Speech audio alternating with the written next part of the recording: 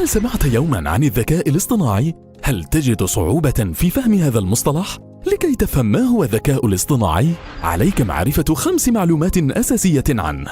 أولا، هو عبارة عن مجموعة برمجيات وليس جهازا كهربائي، ويهدف لتصميم آلة قادرة على تحقيق هدف معين بطريقة مشابهة للبشر أو تتعدى قدرة البشر أحيانا.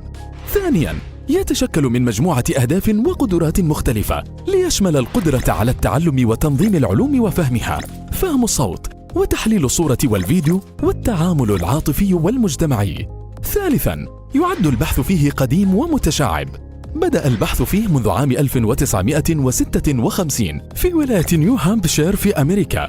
رابعا، للذكاء الاصطناعي تطبيقات مهولة لم نرى منها إلا القليل، حيث ساهم البحث فيه بشكل كبير بتطوير أدوات مفيدة مثل تعلم الآلة ML، والتي بدورها ساهمت في تطبيقات في الطب والاقتصاد والكثير من المجالات الأخرى. خامسا، البيانات والقدرة الحاسوبية، حيث عاد هذا المجال بالسنوات الأخيرة إلى السطح بشكل قوي بسبب وفرة البيانات والتطور الكبير في القدرة الحاسوبية ورخصها.